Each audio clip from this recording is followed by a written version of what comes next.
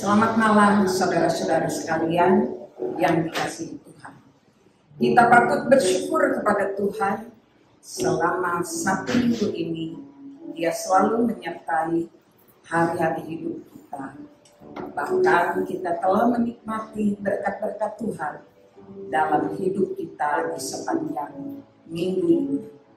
Maka layaklah Tuhan untuk kita tinggikan, kita agungkan namanya.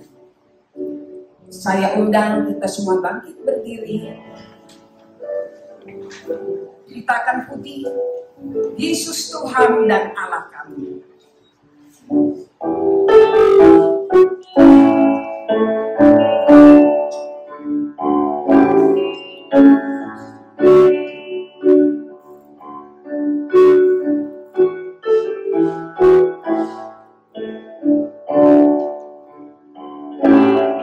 Yesus Tuhan dan Allah kami,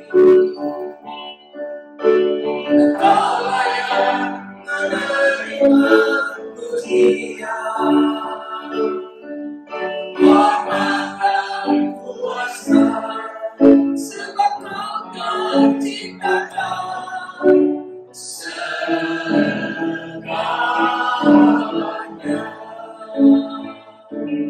Oleh karena kehendak-Mu, semuanya itu berlaku dan diciptakan untuk kemuliaan-Mu dan pujian.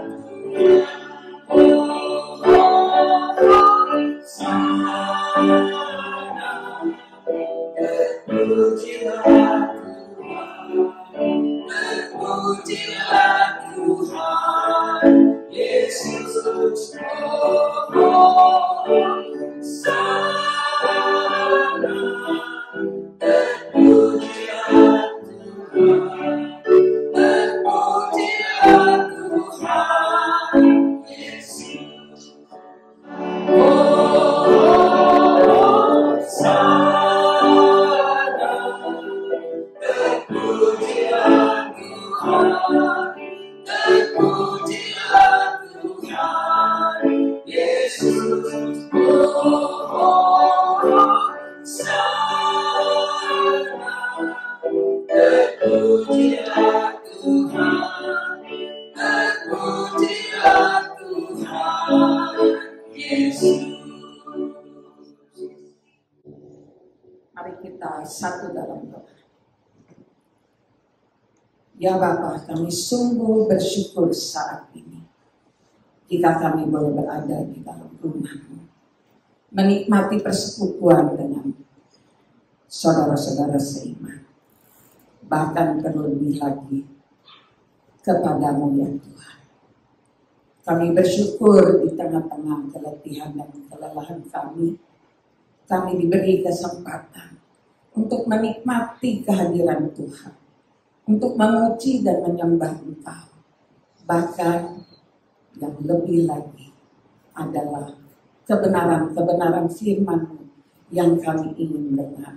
Sebab hanya kebenaran firman Tuhan yang mampu menuntun hari-hari hidup kami, supaya hidup kami di tengah-tengah dunia ini memuliakan Engkau, meneladani Engkau, agar melalui hidup kami orang dapat melihat teladan Yesus, sehingga mereka dapat hidup di dalam kasih-Mu ya Tuhan.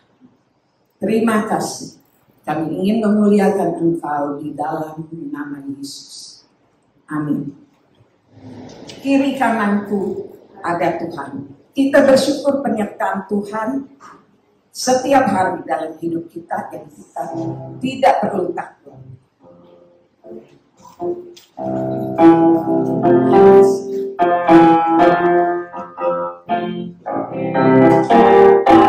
Selalu memandang Tuhan, ku selalu memuji Dia, ku percaya kepada Tuhan.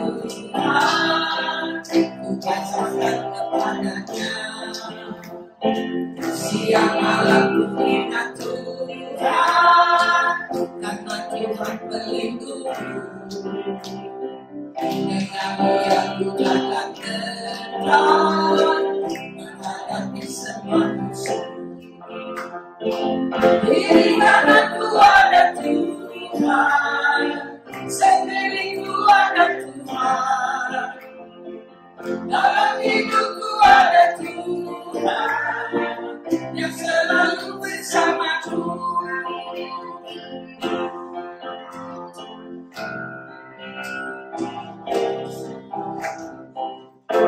Selalu memandang Tuhan, ku selalu memuji Dia. Ku percaya kepada Tuhan, ku berpasrah kepadanya. Siang malam ku ingat Tuhan, karena Tuhan melindungiku. Dengan Dia ku akan tenang menghadapi semua musuh. Kiri kananku ada Tuhan, sekelilingku ada Tuhan, dalam hidupku ada Tuhan yang selalu bersamaku. Selalu memandang Tuhan, selalu memuji Dia. Ku percaya kepada Tuhan, ku berpasrah kepadanya. Siang malam ku ingat Tuhan, karena Tuhan pelindungku.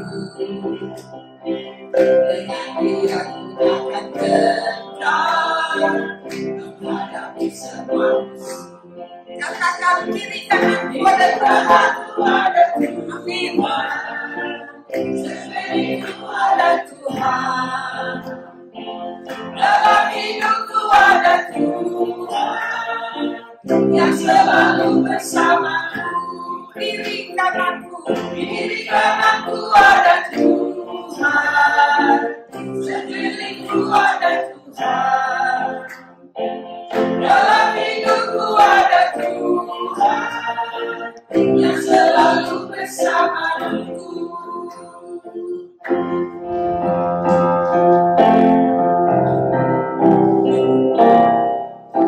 Saat ini, saat kita ku memuji dan menyembah hadirat-Mu, ku rasakan saat ku sembahkan. Saat ini, saat Tuhan tercurahkan urapan-Mu, hadirat-Mu, ku rasakan saat ku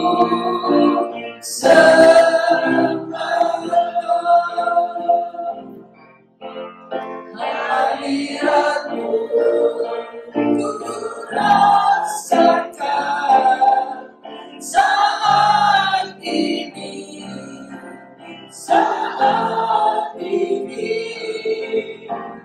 urapan-Mu ku rasakan saat aku menyembah Kau Tuhan. Sedang kita semua bangkit berdiri, sembah Dia, puji Dia, agungkan Dia.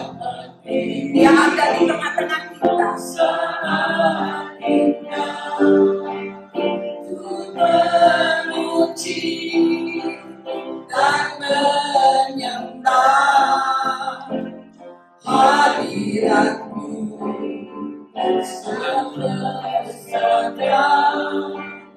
saat ku sembahkan.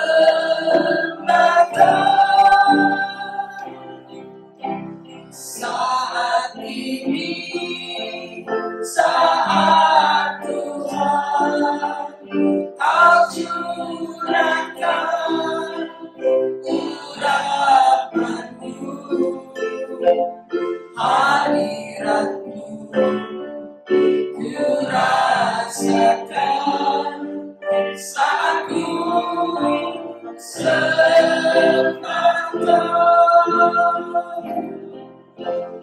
hadiratmu ku rasakan saat ini, saat ini. Urapanmu ku rasakan saat aku menyembah Kau Tuhan. Hadiratmu ku rasakan saat ini, saat ini. Urapanmu ku rasakan saat aku menyembah Kau Tuhan. Saat aku menyembah Kau Tuhan. Pelayanan apologetika atau pembelaan iman atau menjawab tantangan iman itu adalah sebuah pekerjaan yang boleh dikatakan sangat khusus bagi mereka yang belum percaya. Saya boleh menyebutkan sebagai pra-penginjilan. Jadi sebelum saudara sampaikan Injil, apologetika itu adalah membuka pintu untuk kita mengabarkan Injil. Membuka pikiran manusia untuk memenangkannya bagi Kristus. Itu sebabnya kita harus mempersiapkan diri. Serial pertama minggu lalu kita belajar manusia masa kini. Saya sudah jelaskan cukup panjang. Dan hari ini pertanyaan yang paling fondasi di dalam apologetika adalah tentang Allah. Dan kita akan mulai belajar bukti-bukti Allah itu ada, eksistensi Allah. Pertanyaan mengenai apakah Allah itu ada, ya, tentang eksistensi Allah itu pertanyaan yang sangat mendasar dalam apologetika. Kaum ateis yang tidak percaya Allah itu ada, kebanyakan mereka dipengaruhi oleh beberapa pikiran, yaitu naturalisme. Naturalisme itu percaya kalau natur alam semesta ini adalah apa? Segala-galanya. Ya, adalah ukuran dari segala sesuatu karena bisa dilihat. Walaupun mereka melihat natur alam semesta itu ada, belum tentu atau dapat dikatakan ateis menyangkal adanya pencipta alam semesta. Naturalisme. Ya. Makanya muncul istilah Mother Nature. Ya. Alam, ibu alam. Ya. Daripada panggil Bapak di surga, mereka lebih baik panggil mamanya alam semesta. Ya. Itu mamanya, itu Allahnya. Natur. Dan manusia adalah bagian dari natur itu. Atau teori Big Bang.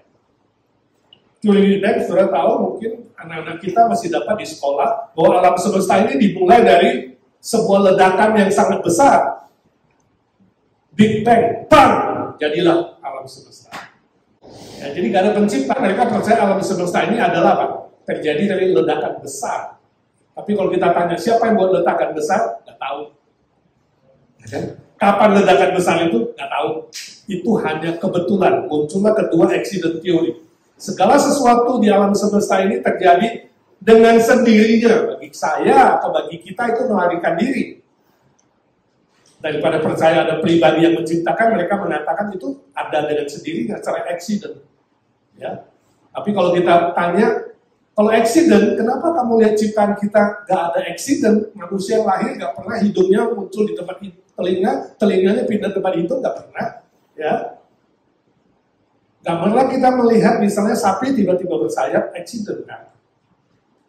Semua begitu indah. Nah, itu tapi teori saja. Anak-anak kita masih mendapat ini, ya. Atau Darwinisme yang dimulai oleh Darwin, makanya disebut Darwin yang menciptakan teori Darwin itu apa? Teori evolusi biologis. Nah, mungkin pernah belajar juga dulu. Atau anak-anak kita masih belajar, ya kan? Bahwa segala sesuatu dimuncul dari satu sel, kemudian dari sel itu membelah diri jadi 2, 2 jadi 4, 4 jadi 8, terus membelah diri dan sel yang kuat makan sel yang lemah. Lama-lama sel itu bermutasi, lalu bisa terjadi sel-sel yang lain. Ya, lama-lama muncul apa? Setelah jutaan tahun muncul spesies-spesies yang lain. Dua buku yang sangat terkenal dari Darwin, The Origin of the Species, asal mula dari spesies-spesies di dunia ini, di alam semesta, itu mulai dari satu sel. Ya. Dan The Survival of the Fittest, jadi siapa yang kuat, dia bisa survive. Yang bisa fit sama alam ini, dia bisa survive. Lama-lama kemudian terjadilah dunia binatang, dunia tumbuhan, ya. Kemudian muncul apa? Kera, monyet, kemudian dari monyet terus berevolusi lama-lama jadi manusia. Ini semua konsep-konsep yang dibuat oleh manusia berdasarkan pemikiran sendiri, kemudian kaum ateis mengatakan tidak ada pencipta di alam semesta ini. Ya. Nah, Alkitab menyebut para ateis itu sebagai orang-orang yang bebal. Bebal itu beda dengan bodoh. Kalau bodoh itu tidak mau diajar, tidak mau didik, ya, tidak membuka pikirannya. Kalau bebal itu adalah double bodoh.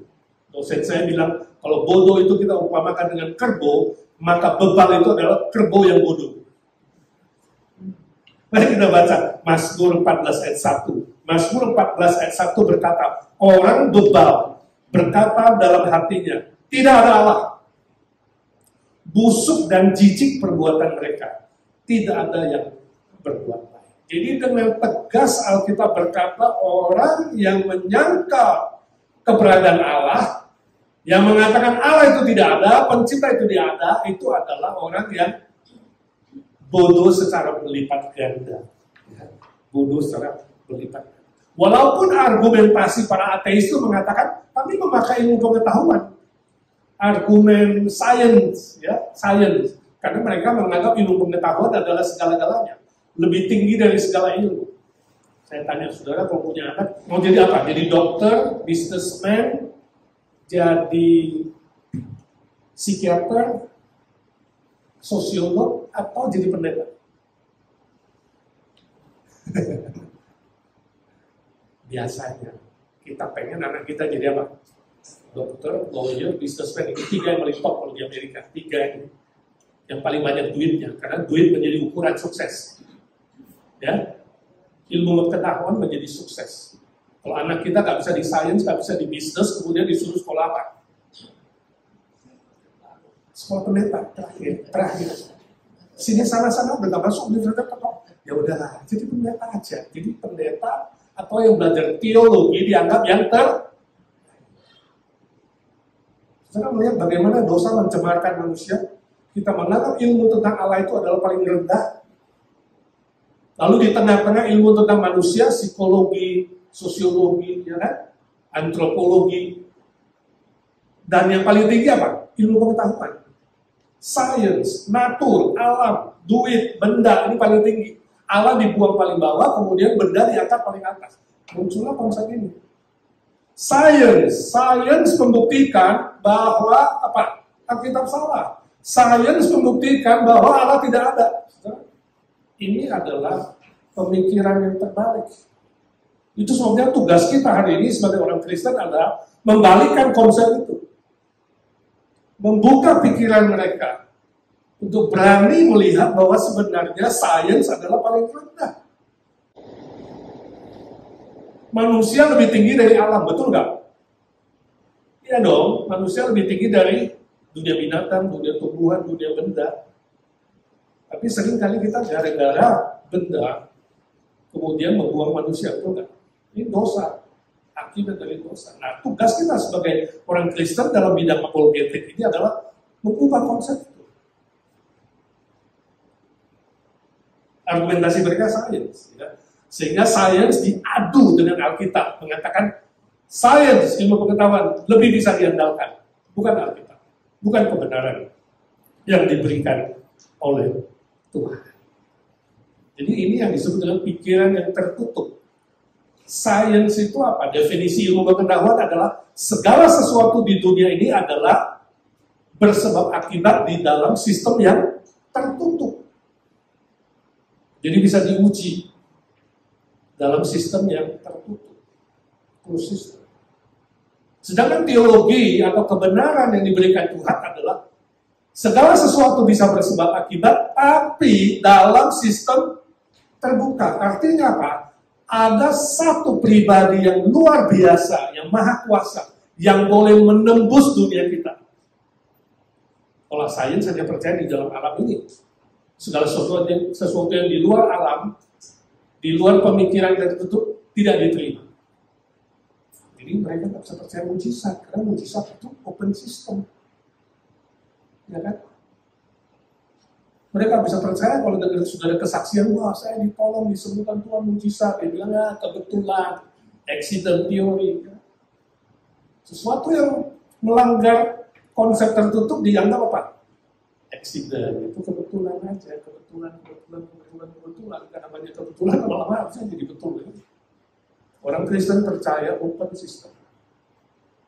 Walaupun dalam alam semesta ini bersebab akibat, dalam hukum alam kita, tapi Allah kita, ada satu pribadi yang maha kuasa, berhak menembus hukum alam. Dan bekerja melampaui hukum alam. Nah, itu yang belum bisa diterima oleh mereka, yang menjadi tugas kita. Membuka pikiran para ateis, supaya mau berpikir lebih terbuka, gak hanya dalam sistem tertutup, dan mau rendah hati menerima kebenaran yang sejati, yang tentunya sebenarnya melampaui sains. Itu sebabnya hari ini kita akan belajar beberapa bukti keberadaan Allah.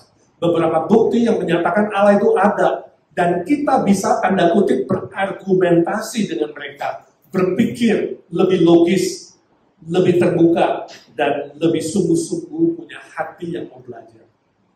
Nah ini tugas kita. Karena kita akan bertemu dengan, saudara akan bertemu dengan banyak orang di luar sana yang mungkin nanti bisa jadi anak sendiri, keluarga, teman dekat yang tidak percaya tentang keberadaan Allah. Ya. Ini pelajaran pertama yang sangat penting. Wahyu umum, yaitu penyataan kebenaran Allah melalui hal-hal yang umum. Manusia harus mengakui adanya seorang pencipta yang maha besar, yang maha kuasa. Nah, itu goal yang akan kita capai dalam pelajaran yang pertama ini, yaitu meyakinkan mereka bahwa ada satu pribadi yang maha besar, maha kuasa, melampaui kita manusia yang terbatas, melampaui otak ini, melampaui semua ilmu pengetahuan. Itu yang perlu saudara yakinkan. Kalau sampai titik itu berhasil, maka pelajaran pertama berhasil. Oke? Beberapa bukti ini saya harap saudara nanti bisa menguasainya. Yang pertama, bukti dari penciptaan, creation. Bukti dari penciptaan. Bukti ini menyatakan bahwa alam semesta ini terbatas dan memiliki permulaan. Sesuatu yang memiliki permulaan pasti ada penyebabnya. Kebenaran yang paling logis adalah bahwa alam semesta disebabkan oleh pencipta yang tidak terbatas. Nah, Allah bisa menciptakan segala sesuatu yang terbatas ini. Ya. Yang melampaui alam semesta ini, dia adalah Allah pencipta. Nah, orang ateis kemudian bertanya, di situ tanya, kalau gitu siapa penyebabnya Allah? Kalau segala sesuatu ada penyebab, siapa penyebabnya adanya Allah? Siapa pencipta Allah? Nah, bagaimana saudara menjawab?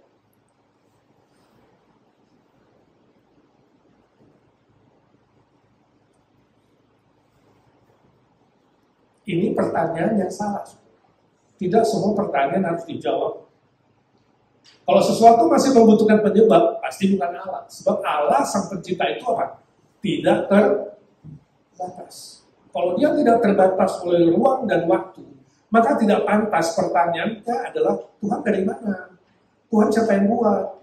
Ya, Allah itu sejak kapan? Jadi dia nggak dibatasi oleh waktu, tidak dibatasi oleh tempat, tidak dibatasi oleh rasio manusia. Jadi pertanyaan ini tidak qualified, keliru ditanyakan pada Allah.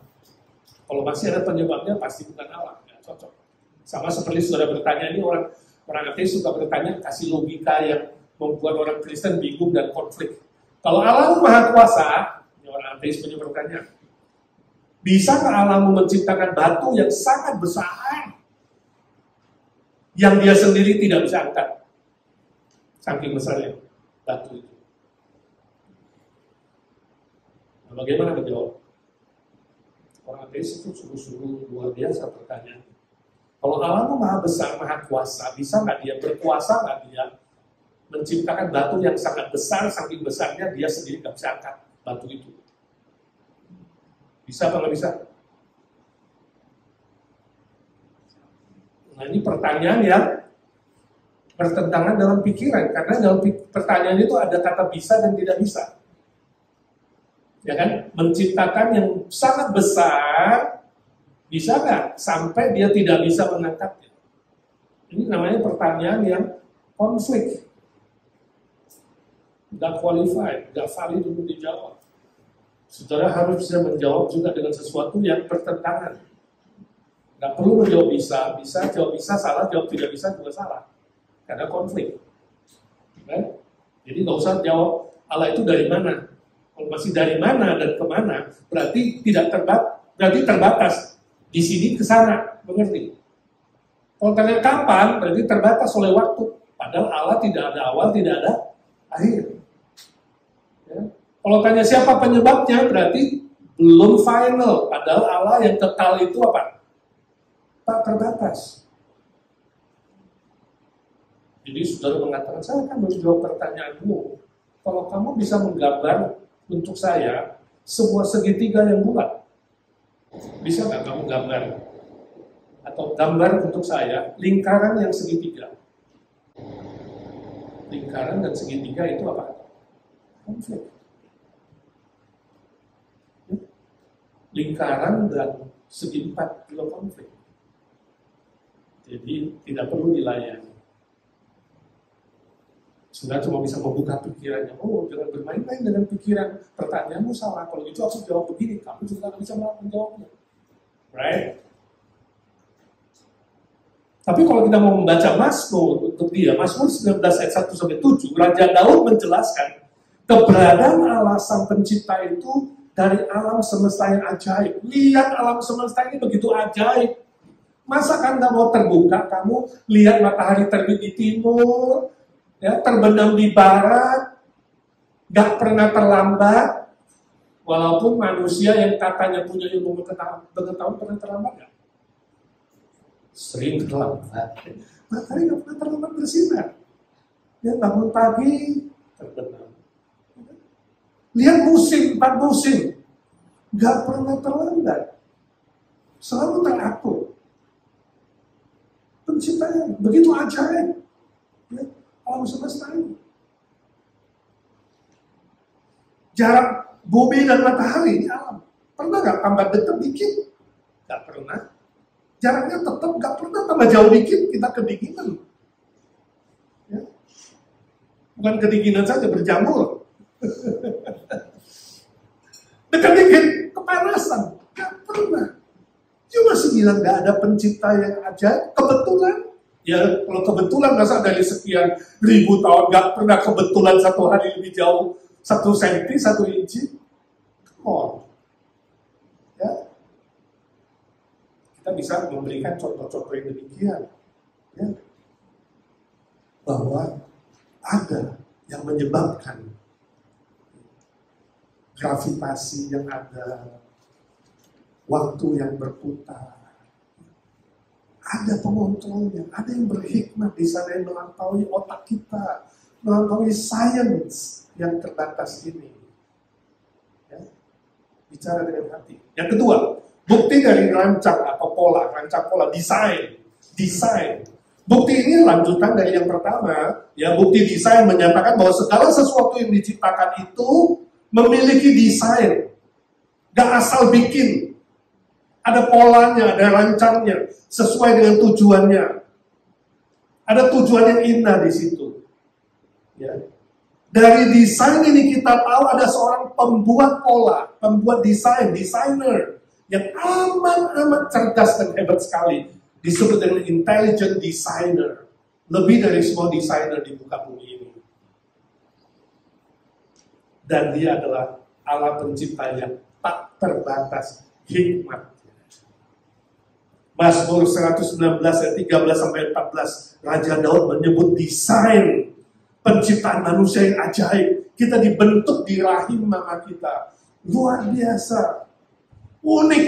Gak ada dua manusia yang sama. Baik itu sidik jarinya, baik itu kornea matanya, DNA-nya. Kembar pun gak sama. You bilang kebetulan atau ada desainer? Lihat kepalamu sendiri, ciptaan manusia. Di kepala kita sendiri yang begitu dekat jaraknya. Ada 7 jenis bulu yang berbeda. Ada rambut, ada alis, ada bulu mata, ada bulu kuping, ada bulu hidung, ada kumis, ada jenggot. Dan itu dirancang demikian rupa. Sehingga gak pernah accident terbalik-balik. Jenggot muncul di rambut, rambut muncul di jenggot, gak pernah. Tahu-tahu telinga ini muncul rambut sehingga panjang, perlu dicukur tiap bulan, gak pernah. Satu kali pun. You bilang kebetulan, accident. Atau memang ada seorang desainer yang begitu maha hikmat dan maha kuasa.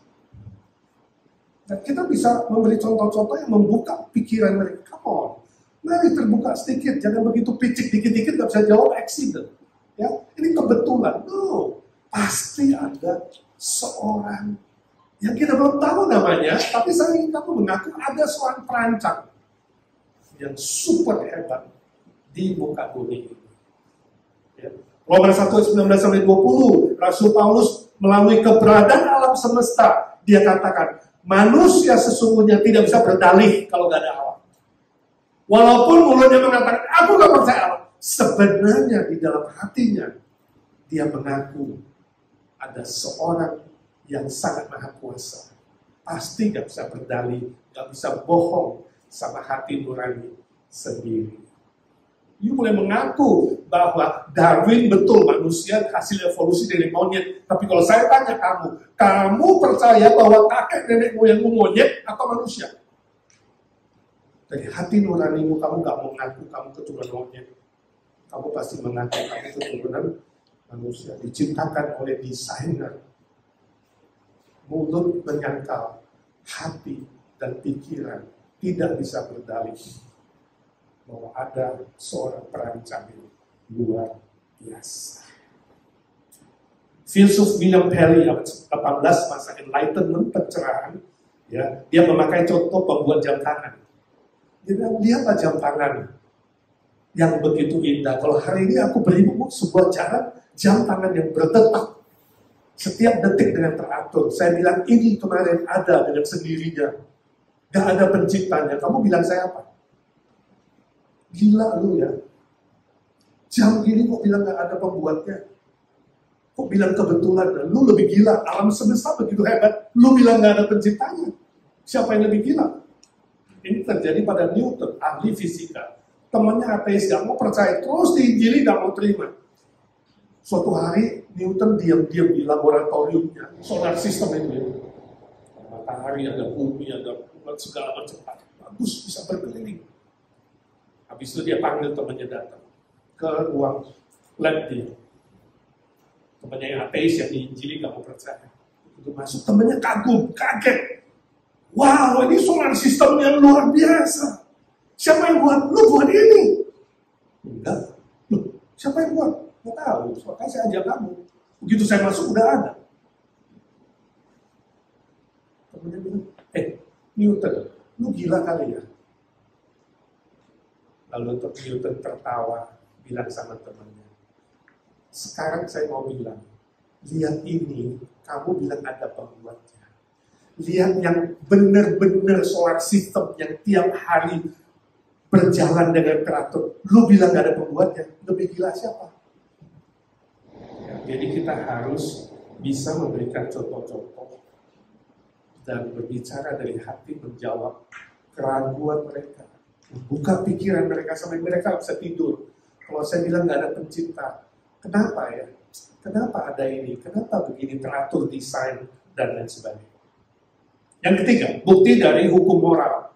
Hukum moral, moral law. Bukti ini menyatakan bahwa selain ada pencipta yang cerdas, intelijen, dan berkuasa, powerful, sang penyebab alam semesta ini juga bermoral. Yang memberikan aturan moral dari alam semesta. Disebut supreme moral law, giver. Pemberi hukum moral, dia adalah Allah yang maha adil, dan maha benar. Orang ateis bertanya, kalau Allah membuat hukum moral, berarti dia bisa sewenang-sewenang dong. Sewenang-wenang seenaknya dong. Melakukan apa saja sesukanya. Bagaimana saudara jawab? Memang dia berhak melakukan apapun sesukanya. Tapi ingat, sesukanya Tuhan, Allah itu selalu adil dan benar. Gak pernah yang jahat.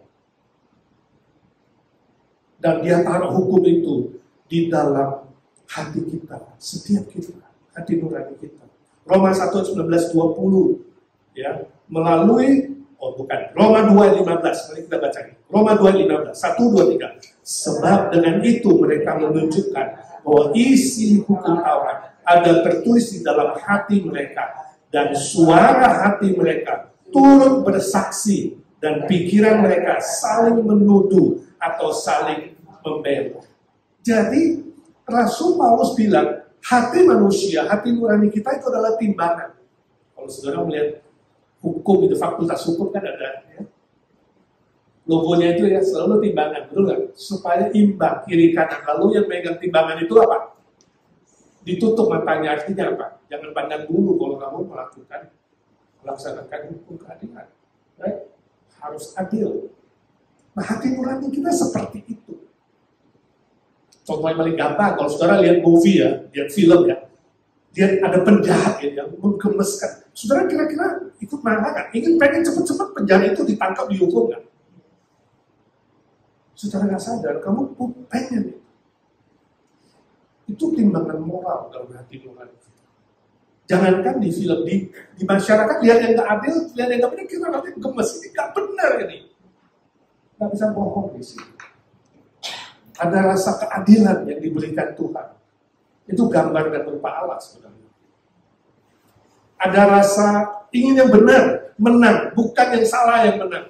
Yang dihukum harusnya yang salah. Ada sebuah hukum yang sama. Itu hukum moral. Immanuel Kant, dia agnostik, filsuf yang terkenal, kemudian jadi teolog setelah dia percaya Tuhan. Dia bilang, saya bisa menyangkal Tuhan gak ada. Saya bisa bilang agnostik, aku gak mau tahu, gak mau peduli soal Tuhan. Tapi waktu malam-malam saya keluar rumah, saya melihat ke langit yang gelap, bintang-bintang yang berkelap-kelip tanpa kabel. Siapa yang gantung di sana? Tanpa baterai. Kok bisa bercahaya di malam hari? Siapa yang gantung bintang-bintang di langit dan juga kelap-kelip di malam hari? Itu aku gak bisa jawab. Sehebat, sepintar apapun aku. Dan ada satu lagi. Siapa yang bersuara di hati nuraniku kalau aku berbuat salah? Ada suara di sini. Jadi ada cahaya di situ, ada suara di sini. Itu siapa? Ini moral. Ini hukum moral yang ditaruh oleh Tuhan, membuat manusia ketika melihat hatinya sendiri, sejahat apapun, sebebal apapun, sebenarnya ada sedikit cahaya. Itu disebut, itu sebabnya dibilang nur rani. Nur itu cahaya. Hati nurani, hati yang bercahaya walaupun kecil, itu adalah suara Tuhan, suara keadilan. Ada seorang pencipta yang maha kuasa, maha adil, dan maha benar. Gak bisa jawab, ya, kecuali mengatakan, ya Tuhan, aku percaya Kau yang menciptakan itu, dan suaramu ada di sini, di setiap hati manusia. Yang keempat, bukti dari keberadaan atau being. Bukti ini menyatakan bahwa pikiran tentang Allah dan sifat-sifatnya menunjukkan bahwa keberadaan Allah itu seharusnya ada secara definitif. Misalnya, sifat kesempurnaan yang bisa ada dalam pikiran manusia membuktikan bahwa ada keberadaan yang paling sempurna. Kalau kamu bisa bilang sempurna, berarti apa? Berarti ada sifat sempurna. Kalau sudah contoh, kalau sudah beli barang, TV atau telepon, Orang yang normal ingin nggak barang itu cepat rusak. Wah, gue beli barang ini mudah-mudahan minggu depan rusak, hilang. Nggak normal. Pikiran yang normal ingin beli barang tahan lama, betul nggak? Ini menunjukkan apa? Dalam diri kita ada nilai apa? Kekakalan. Kita pengen terus. Saudara menikah, saudara pengen pernikahannya bisa langgeng, nggak ada. Gua nikah, mudah-mudahan minggu depan hancur dari keluarga gua, gila. Pasti ini kebahagiaan itu lama, nggak habis-habis. Kenapa? Karena itu menunjukkan ada kekekalan. Lalu kita bisa berpikir, baru kita bisa punya cita-cita. Aku ingin kalau kesembuhanku sempurna. Aku ingin bahwa nilaiku, suksesku sempurna. Artinya apa?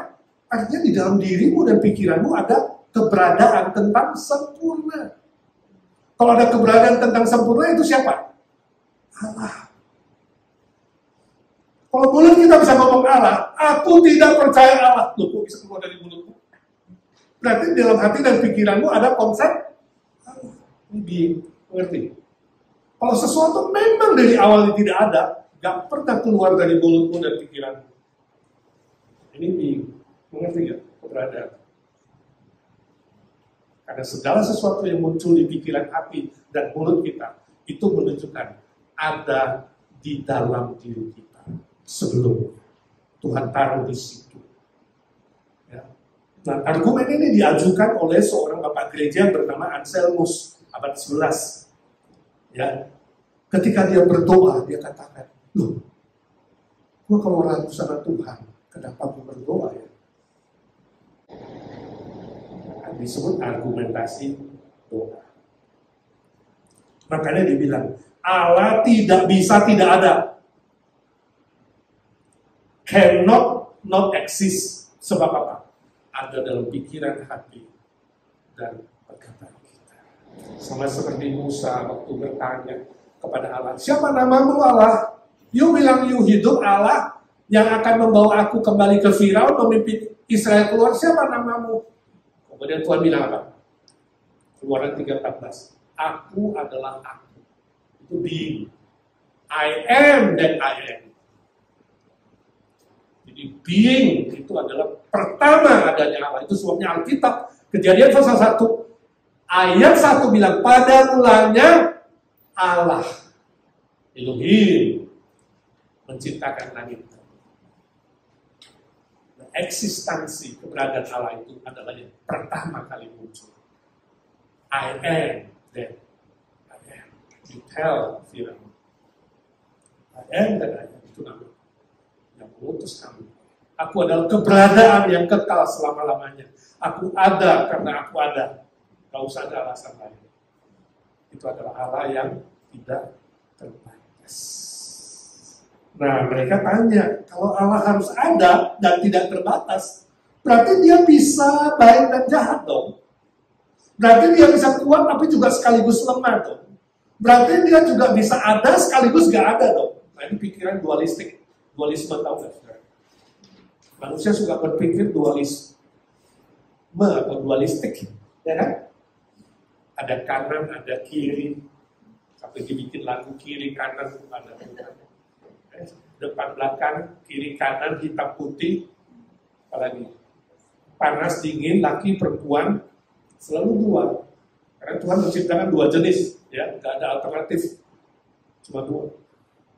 Itu membuat manusia kemudian menjadi dualistik, ya kan? Saudara berpikir dualistik nggak? Siapa lawannya Tuhan? Hantu? Tuhan lawannya hantu? Nggak ada. Tapi manusia dualistik pasti hantu bilang apa? Hantu. Makanya murid-murid Yesus, waktu melihat Yesus berjalan di atas air, wah itu yang pakaian putih siapa? Langsung konsepnya apa? Itu hantu. Lalu Yesus bilang, bukan hantu, tapi Tuhan. Dualistik.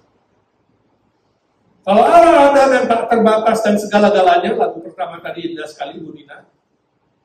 Bisa memilih lagu penciptaan. Ya, segala-galanya diciptakan oleh Tuhan. Amin. Setuju? Termasuk yang jahat? Lalu, segala sesuatu diciptakan Tuhan. Amin.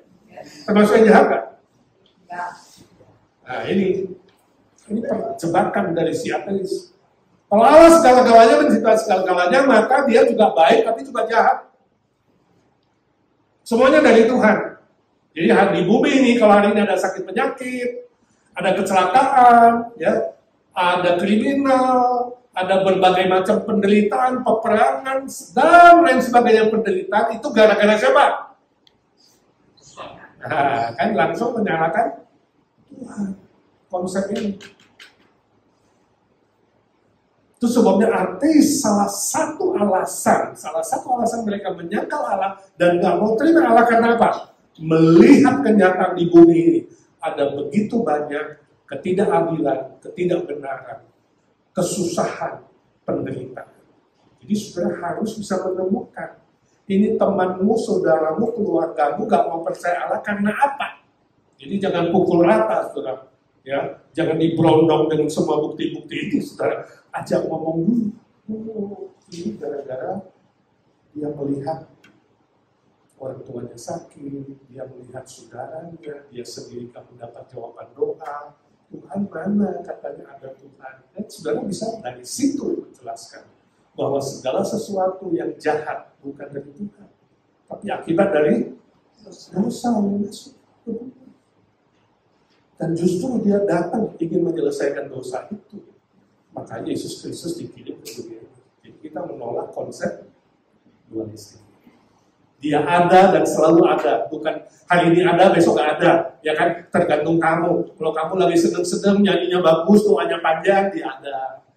Nanti kamu lagi nakal, dia gak ada. Kadang-kadang kita berpikir begitu kan? Wah, Tuhan lagi marah ya, gue habis minggu lalu, harusnya gue kebaktian, jatuhnya ke Las Vegas. Jadi kalau ada kesusahan, wah ini Tuhan menghukum gue gini-gini. Nah kita mulai lupa sebenarnya gara-garanya siapa? Iblis. Iblis yang harus ditaruh di hot seat. Belum saatnya, Yesus akan datang kedua kali menyelesaikan itu. Tapi iblis saat ini memfitnah supaya orang-orang, bahkan orang Kristen pun ikut menyalahkan Tuhan. Ya, jadi kita harus hati-hati. Terakhir, bukti dari nilai agama. Nilai agama. Bukti ini berkembang dari argumentasi yang nomor 4, yaitu argumentasi being tadi, yang menyoroti nilai agama yang ada dalam diri manusia, yang cenderung menyembah, memuja sesuatu yang lebih berkuasa dari dirinya. Jadi ada sebuah pencarian terhadap Allah yang maha besar, maha baik, dan maha kuasa, khususnya tadi kesaksian Andi, ketika lagi sulit dan susah. Jadi waktu sudah jalan buntu, cari siapa? Cari Tuhan. Which is good, ya kan? Ada yang buntu cari dukun, ya kan? Atau cari yang lain-lain, cari bir, cari alkohol, dan cari pelacur, cari perjudian, macam-macam. Itu salah.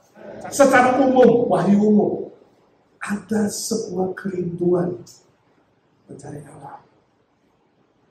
Tapi nggak tahu Allah itu yang mana, kemudian sembarangan menyembah. Lihat pohon besar, beringin, wah ini Allah, ini di pohon disembah. Lihat laut bergelora di pantai selatan, oh ini Nyai Roro Kidul, ya kan? Lihat Gunung Kawi yang besar, wah ini dewanya di sini, Gunung Kawi disembah. Alam disembah, naturalisme. Allah dibuang nggak tahu kemana, ya. Tapi hal baiknya apa? Ternyata di dalam diri manusia ada sebuah kerinduan untuk mencari seseorang yang lebih besar, lebih hebat, lebih berkuasa. Nah itu nilai agama. Siapapun dia, sekolah, tidak sekolah, ya, primitif sekalipun, ada hati yang mau menyembah. Itu membuktikan apa? Allah itu ada. Secara sadar atau tidak sadar, diakui, tidak diakui, kamu tahu ada Allah yang maha besar. Kamu tahu kamu terbatas dan kamu membutuhkan someone, ya, seseorang yang maha besar, maha hebat. Nah kita bandingkan 2 Tawarik 20 ayat 2 sampai ke 3. Tadi kita baca.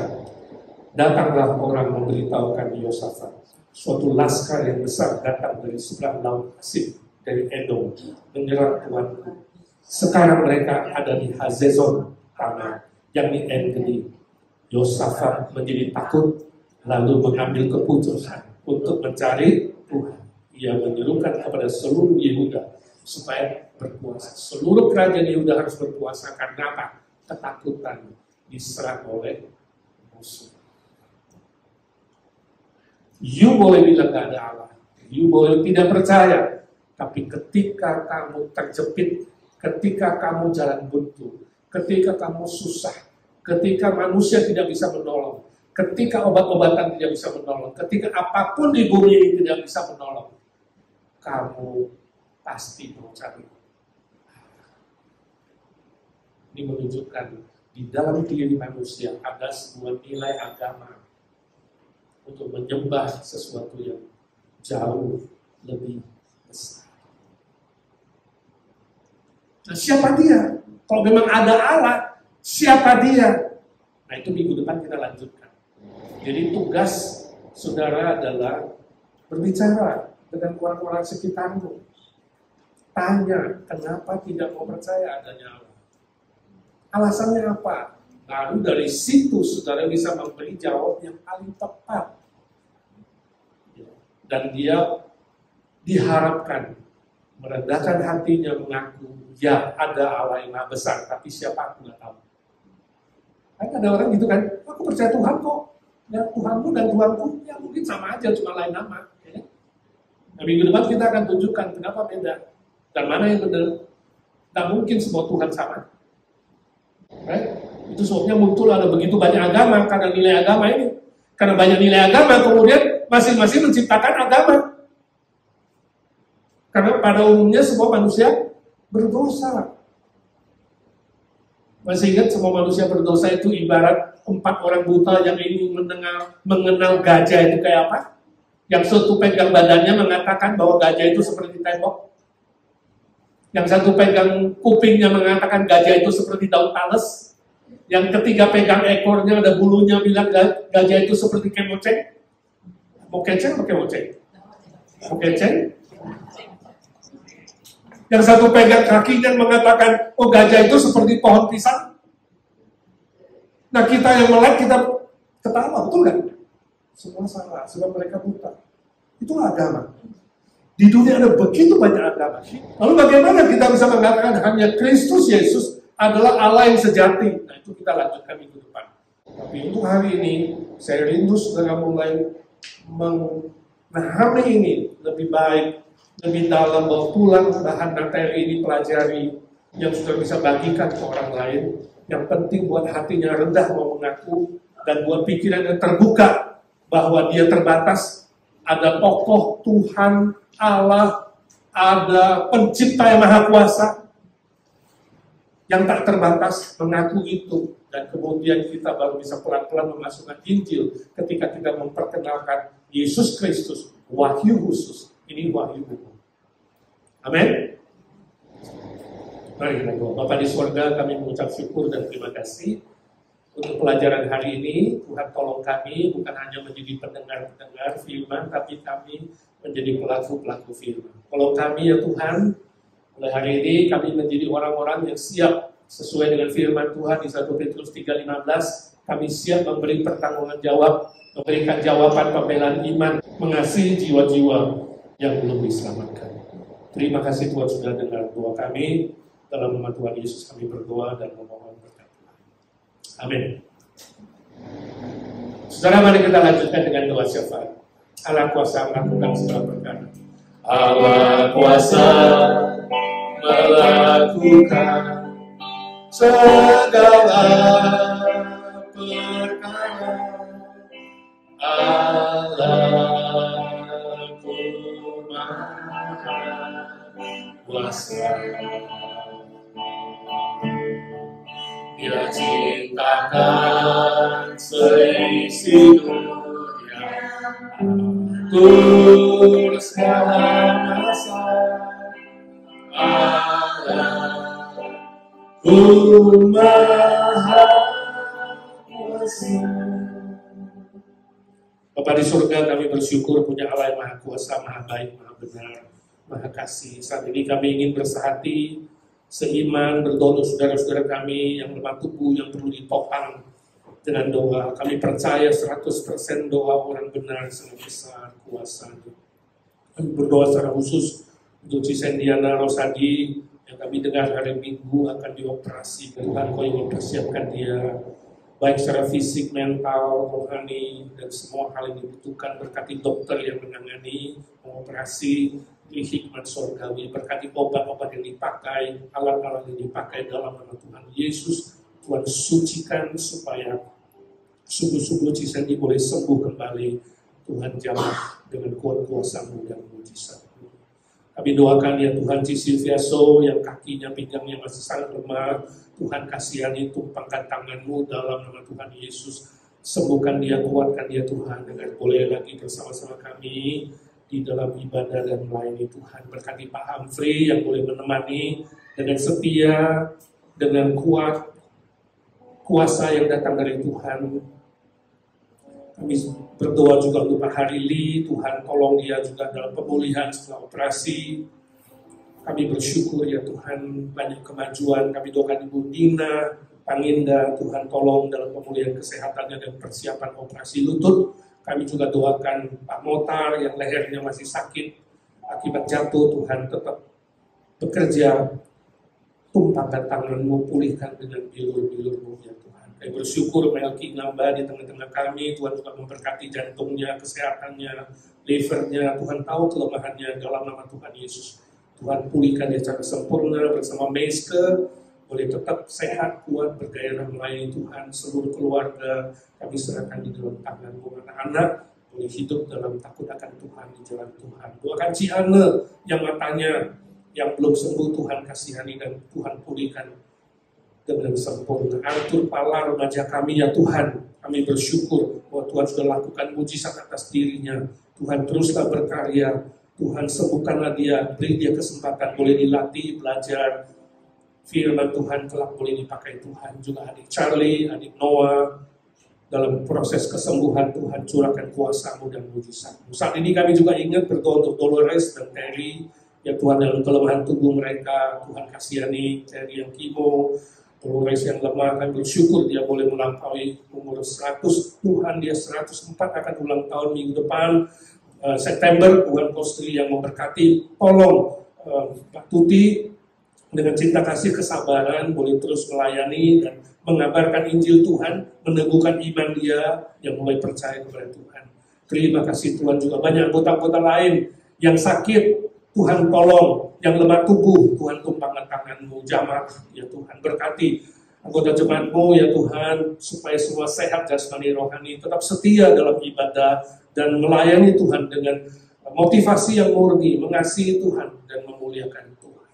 Terima kasih Tuhan, kami juga ingat para senior kami, Ompol Wardana, koordinator Evergreen yang sedang mempersiapkan persekutuan Evergreen, yang akan diaktifkan lagi, rencana akhir Agustus atau awal September. Tuhan siapkanlah para senior kami, supaya mereka sehat, sukacita, bergairah, boleh bersekutu lagi bersama-sama dan bertumbuh di dalam Tuhan. Berkati Tante Lucy, Tante Isha, Tante Aiwati, Tante Suni, Tante Nelly, Ci Irene, Ci Rostin, Ci Eti, Om Budi Pualamsah, dan para senior yang lain ya Tuhan, yang hidup dalam kesendirian. Tuhan sertai mereka sebab Tuhan sahabat yang terbaik. Berkati Pak Indra dalam pemulihan kesehatan punggungnya, dan Ci Olen boleh menemani dengan baik. Kami doakan semua senior lain Tuhan, yang tidak kami sebut satu persatu. Curahkan mujizat-Mu, kuasa-Mu, belas kasihan-Mu Tuhan. Anak mantu cucu, mereka boleh semua takut Tuhan, hormat orang tua, dan mengasihi orang tua dengan baik. Terima kasih Tuhan, curahkan mujizat-Mu. Curahkanlah kuasa-Mu Tuhan, mujizat terjadi di tempat ini. Curahkanlah kuasa-Mu Tuhan, mujizat terjadi sekarang ini. Ya Tuhan, kami doakan Indonesia yang akan ulang tahun kemerdekaan ke-80, Tuhan kasihani masa depan Indonesia, berkati pemerintahan dari pusat sampai daerah, supaya mereka sungguh-sungguh serius menjalankan pemerintah yang baik, punya hati nurani, dan moral yang tinggi, supaya rakyat lebih sejahtera ya Tuhan. Tuhan juga berkati Handai Polan Family, keluarga kami di sana, yang sudah percaya mereka lebih setia kepada Tuhan, yang belum percaya mereka sungguh-sungguh diberi kesempatan untuk dengar Injil, diselamatkan Tuhan. Terima kasih Tuhan, berkati juga program IGNC yang akan melakukan perayaan dan ibadah kemerdekaan tanggal 17 Agustus akan datang.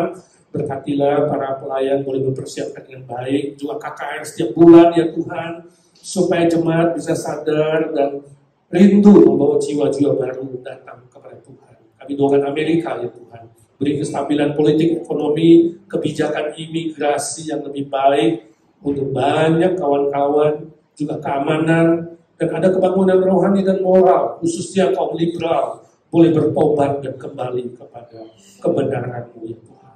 Tempat-tempat yang mendapat bencana alam, baik badai di timur, banjir, tornado di wilayah tengah, dan sekitarnya, gempa dan ancaman tsunami di California, dan beberapa state lainnya yang kena bencana, Tuhan kasihani para korban. Hiburkan mereka, berkati pemerintah lokal, boleh melakukan pertolongan yang baik dalam semua aspek. Gereja-gereja dan yayasan-yayasan ada, boleh menolong, sekaligus juga mengabarkan Injil kepada mereka. Terima kasih Tuhan, dengar doa kami.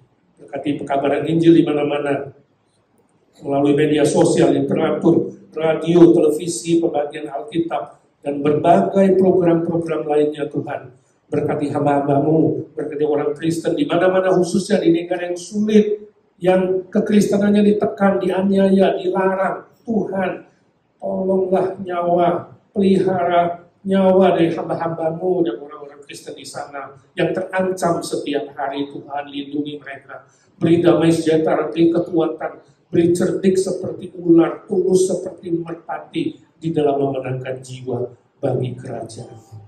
Terima kasih Tuhan, saat ini anak-anak-Mu sedang berdoa secara pribadi.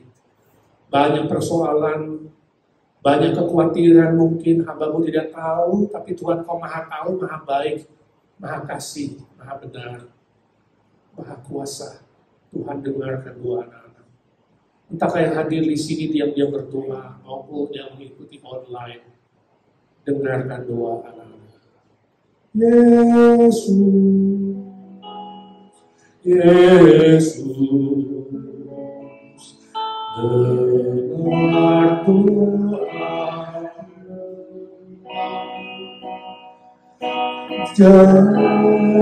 berilah berkat-Mu.